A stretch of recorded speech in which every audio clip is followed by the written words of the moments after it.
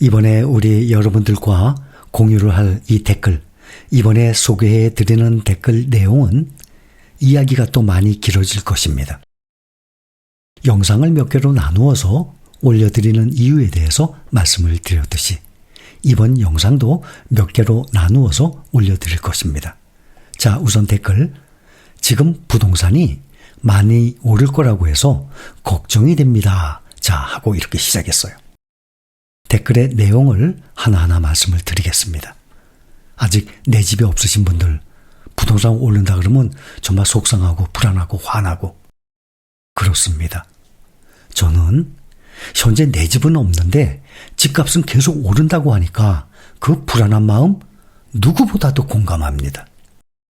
제가 이 젊었을 때부터 살아왔던 과정 많이 말씀드렸죠?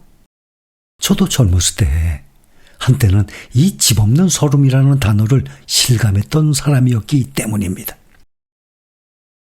부동산 가격의 이 상승과 하락에 대해서는 집이 있는 분과 없는 분의 이 완전히 상반된 생각이죠. 부동산 오른다, 내린다. 그런데 이것을 집을 가지고 있는 사람과 없는 분들 생각이 완전히 상반됩니다. 저는 누구보다도 집 없는 분들의 마음을 잘 알고 있습니다. 부동산 얘기를 하자면 정말 얘기 참 길어집니다. 과거가 막 나와야 돼요. 제가 5년 전에 20년도부터 유튜브 시작했잖아요. 처음 시작했을 때는 저의 잠시 과거사도 말씀을 드렸었는데 우선 제 얘기 잠깐 합니다. 저는 유년 시절 어렸을 때 아버님께서 고위 공무원이셨어요. 이것도 초창기에 말씀드렸죠. 근데 사람들이 사실 어렸을 때는 잘 모르니까 차라리 어렸을 땐 가난하고 성장하고 난 뒤에 부자였으면 얼마나 좋겠어요. 그렇죠? 근데 저는 반대였어요. 그때는 그 아침 출근 시간 때 되면 아버님의 직장에서 검은색 이 승용차가 와서 집 앞에 대기하고 했었어요. 처음에는 이 검은색 찝차였어요. 우리 60년대 뭐 이런 거 보면 이 드라마나 영화 보면 가끔 뭐 안기부나 국가기관에서 그 사용하는 검은색 찝차 그런 거 있잖아요. 그렇죠? 그런 차가 왔었어요. 그때가 60년대니까. 그러다가 나중에는 승용차로 바뀌더군요. 지금 생각해보면 그 승용차 이름이 나이 드신 분들은 뭐 이 승용차 이름 되면 알 거예요. 코로나. 코로나라고 있었어요. 옛날엔 택시도 시발 택시라고 그랬었죠. 그때 승용차 이름이 아마 코로나였을 겁니다. 집도 그때 2층 단독주택이었어요. 그러니까 어렸을 때는 뭐 부자였는지 그런 거 잘 몰랐을 때입니다. 그러다가 아버님께서 몸이 안 좋으셔서 직장을 오랫동안 휴직을 하셨어요. 어떨 때는 1년 동안 휴직도 하셨어요. 그러다 보니 중요한 이 요직에서 당연히 한직으로 계속 밀려나는 거, 그거 당연한 거 아닙니까? 밀려나는 거. 몸이 아파서 직장에 나오질 못하고 휴직을 하시는데 몸이 아픈데 중요한 자리를 오랫동안 비우게 되니까 그건 당연한 수순이에요. 그 후 제가 청소년 시기 때 일찍 돌아가셨어요. 그리고 몇 가지 일로 인해서 집안이 완전히 쓰러지게 됐습니다. 그래서 제가 결혼했을 때는 전 재산이 50만 원뿐이 없었어요. 50만 원. 혹시 여러분들 결혼 시작할 때 얼마로 시작했어요? 그게 내 집이 있다든지 또 전세금? 대부분 그럴 거예요. 근데 저는 50만 원이었어요. 그때 80년대 그때만 해도 50만 원이면 월세방도 아주 싼 월세방 얻을 돈밖에 안 돼요. 보증금. 지금 생각해보면 그때 아무것도 가진 거 없었어요. 저는. 근데 저를 믿고 함께 해준 제 아내에게 항상 고마운 마음이에요. 그런데 지금은 어떤가요? 쓰고 싶은 거, 사고 싶은 거 마음대로 사라고 해도 백화점에서 산 옷 한 벌도 없어요. 그러니까 뭐 낭비, 과소비 우리는 그런 거 절대 안 합니다. 그래서 이 보증금 50만 원에 그때 5만 원인가 하여튼 뭐 6만 원인가 5만 원인가 월세방 제가 말씀드렸어요. 서울의 이대 앞 사거리 맞은편에 주소가 마포구 대흥동이라고. 제가 그래서 여러분들께 자료를 드리려고 네이버에 가서 그 거리 뷰 있죠. 그걸 찾아봤더니 지하철 2호선 이대역 6번 출구예요. 그러니까 지하철 2대역 서울에 사시는 분들은 많이들 아실 거예요. 특히 강북에 사시는 분들. 그 2대 정문에서 쭉 저희 제 위에 누님이 있어요. 평생 나 이대 나온 여자야 외치시는 분이에요. 이대 출신에서 자주 갔어요. 정문에서 쭉 길 따라서 나오면 그게 이대 앞 사거리예요. 거의 건너편이 6번 출구예요. 그 앞에 지금은요, 큰 빌딩들 들어서 있어요. 지금은 재개발을 해서 대로변이 모두 큰 빌딩들로 변했어요. 근데 40년 전에는 그 자리들이 모두 옛날 한옥집들, 대로변을 따라서 쭉 늘어서 있어요. 그래서 제가 거리뷰를 보니까 빌딩들이 쫙 보이더군요. 60, 70년대에는 당연했고 80년대도 이런 분위기들의 집들이 서울 시내 곳곳에 많았어요. 그때 봉천동 고개 또 신림동에 난곡이라고 있어요. 이런 데 가보면 판잣집들 많았었어요. 나이 드신 분들 경험하시죠? 또 이런 사진들 찾은 거 보면 이 사진의 여인숙 골목이지만 제가 살았던 그 한옥집 동네가 점집이 많았어요. 그 찻길변에 대로변에 점집이 이 한옥집들로 점집이 쭉 있었어요. 제가 살았던 이 점집의 주인이 그 동네에서 잘 맞추는 유명한 사람이었나 봐요. 손님이 항상 많았어요. 그리고 화장실을 가려면 푸세식. 제가 살고 있는 그 월세 단칸방에서 집주인 집 마당을 가로질러서 끝에까지 가야 돼요. 대문 앞에. 냄새가 심한 푸세식 화장실. 그걸 사용하는 구조였어요. 그러니까 항상 대기 중인 손님들을 보면서 또 지나다니고 했죠. 제가 이거 설명 다 드렸어요, 전에. 근데 제 집사람이 우리 최 PD를 임신했을 때예요. 거기서부터 이제 신혼생활 시작했으니까. 근데 이 유명한 그 점집 그 주인이 제 집사람 한번 보면, 어허, 딸이구만. 아주머니였거든요. 둥둥하고, 어허, 딸이구만. 딸이야. 라는 말을 자주 했었다고 합니다. 집사람한테. 그런데 반전. 최 PD가 태어난 것입니다. 어떻게 된 겁니까? 열심히 살면서 자리를 어느 정도 잡아가다가 저는 제가 자부해요. 참 열심히 일했어요. 사업하고. 여러분들 생각에도 그렇게 했을 것 같지 않아요? 정말 열심히 했어요. 그런데도 사업 망하더군요. 그러니까 사업이 정말 성공한다는 게 결코 쉽지가 않아요. 그렇게 사업에 실패를 한 후 실패하자마자 제가 다 말씀드렸잖아요. 당장 저 자식들 먹여 살려야 되니까 다 날아가고 승용차 하나 있던 거 가지고 밤마다 그 자가용 영업행위하러 서울시내 쫓아나갔다 그랬잖아요. 그때는요, 자가용이 이렇게 많지가 않았어요. 지금은 집집마다 대부분 자기 차가 있지만 그때는 대부분 많은 사람들이 택시를 타고 다니고 또 택시 합승 그거 기본이었어요.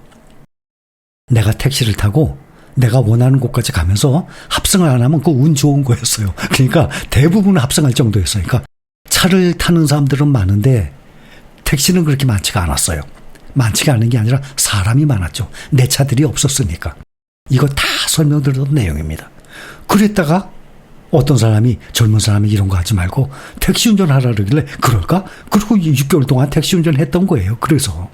그런데도 또 택시 운전도 또 어떤 사람들은 평생 택시 운전해갖고 주식 투자했다 그래. 아니에요. 6개월 동안만 했어요. 그리고 그동안은 주식 투자 안 했었어요. 주식 투자는 다시 사업을 해서 자리 잡고 난 다음에 시작을 한 거죠. 지금부터 30년 전에 1990년 중반에 말이죠.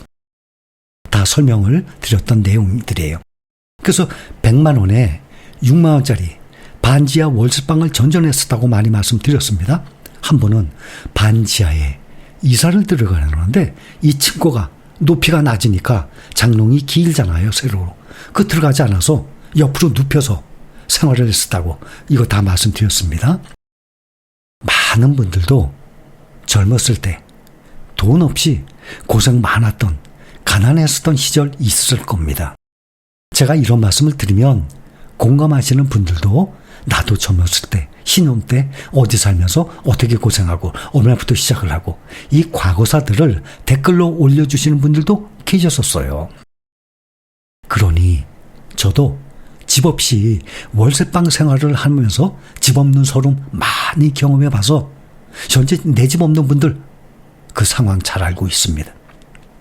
그리고 유튜브를 시작하면서 주식만 말씀을 드린 게 아니에요. 부동산과 병행했어요. 그때는. 제가 반평생을 주식 투자, 부동산 투자 겸했거든요. 그러니까 저의 경험을 말씀을 드렸던 거예요. 주식 투자만 했으면 부동산 말씀 못 드리죠. 부동산만 투자했으면 주식 말씀 못 드리죠. 근데 저는 주식과 부동산을 병행을 했었거든요.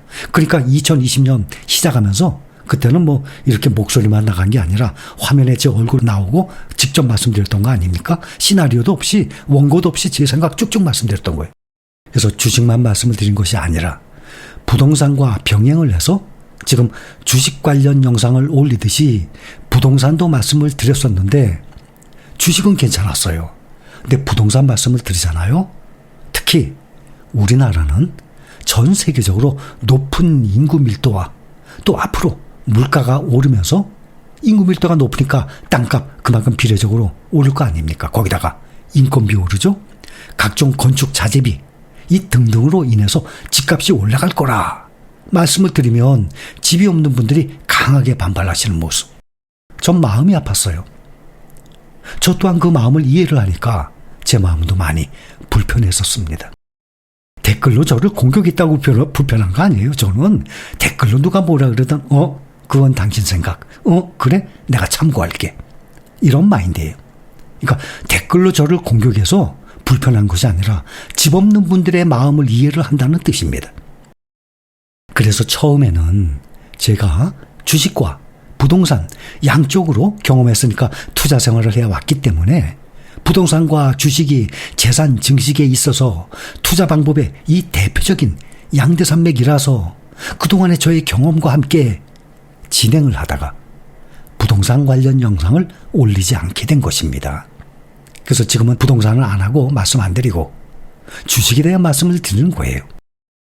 자, 그렇다면 5년이 지난 현재 제가 말씀드린 수도권의 집값 어떻게 됐습니까? 저는 지방의 시골의 부동산값 얘기한 게 아니에요. 서울을 비롯한 수도권의 집값을 말씀드리는 거예요.